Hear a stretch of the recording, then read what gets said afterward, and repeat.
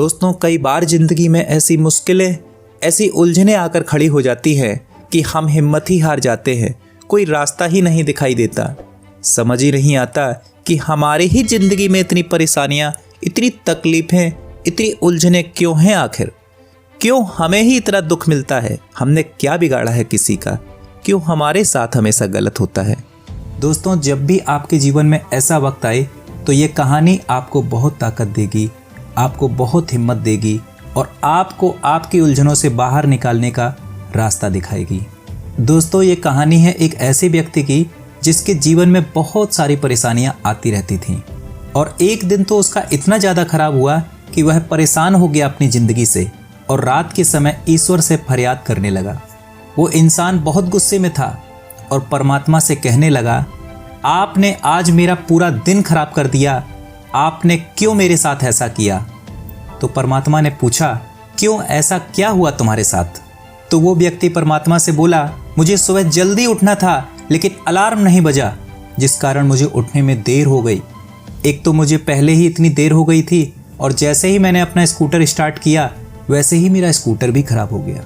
बहुत मुश्किल से मुझे एक रिक्शा मिला और देर होने की वजह से मैं अपने ऑफिस में अपना टिफिन ले जाना भी भूल गया और जब ऑफिस पहुंचा तो वहां कैंटीन भी बंद थी। बड़ी मुश्किल से मुझे एक जगह सैंडविच मिला, वह सैंडविच भी खराब था। मुझे पूरा दिन वही खराब सैंडविच खा के गुजारना पड़ा। मुझे कहीं से फ़ोन में एक अच्छा ऑफर आया लेकिन उसी समय मेरा फ़ोन भी बंद हो गया। फिर उस व्यक्ति ने कहा, मैंने सोचा घर जाकर एसी चलाकर सो जाऊंगा, आराम करूंगा, लेकिन मैं जैसे ही घर पहुंचा लाइट ही नहीं आ रही थी।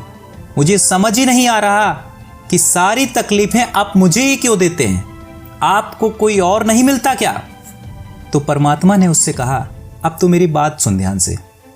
आज सारा दिन तुझ पर मुश्किलें और आफतें ही आनी थी, इसीलिए मैंने देवदूत को भेजकर तेरा अलार्म बजने ही नहीं दिया और आज तेरा स्कूटर से एक्सीडेंट होने वाला था, इसीलिए आज तेरा स्कूटर ही बिगाड़ दिया और जिस कैंटीन की तू बात कर रहा है उसका खाना खराब हो चुका था जो तेरे शरीर को भयानक नुकसान पहुंचा सकता था और जिस इंसान से तू फोन पर बात कर रहा था वो इंसान एक नंबर का घोटालेबाज था।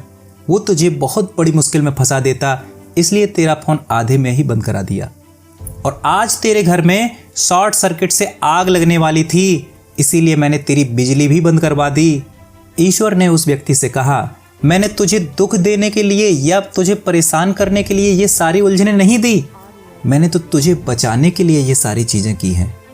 जब उस व्यक्ति को पता चला कि ये सारी चीज़ें मेरी रक्षा के लिए हुई हैं तो वह परमात्मा से माफ़ी मांगने लगा कि आप मुझे माफ़ कर दो, मैं आपको समझ नहीं पाया। तो परमात्मा ने कहा, माफ़ी मांगने की ज़रूरत नहीं है, लेकिन विश्वास रख, मैं हमेशा तेरे साथ हूँ, मैं हमेशा सबका भला करता हूँ, मैं जो भी करूँगा तेरे भले के लिए ही करूँगा।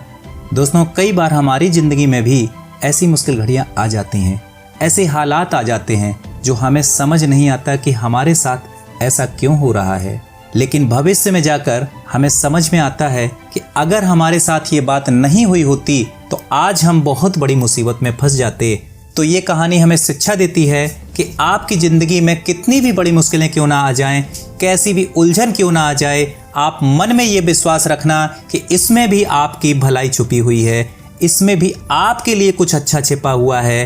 कैसी भी मुश्किलें आ जाएं तो घबराना मत, मन में ये विश्वास रखना कि वो ईश्वर, वो परमपिता मेरी रक्षा कर रहा है। जितनी कठिन ये रातें होगी उतना ही मजबूत आपका आने वाला कल होगा।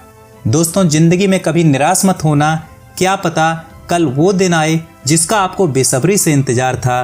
दोस्तों, एक कहावत है, सफ़र में मुश्किलें आए तो हिम्मत और बढ़ती है, अगर कोई रास्ता रोके तो जुर्रत और बढ़ती है, बिकने पे आ जाओ तो घट जाते हैं दाम अक्सर, और ना बिकने का इरादा हो तो कीमत और बढ़ती है। तो जब भी आपकी ज़िंदगी में मुश्किलें आएँ तो मन में पक्का ये भरोसा रखना कि परमात्मा हमेशा आपके साथ खड़े हैं और हमेशा आपका भला करेंगे।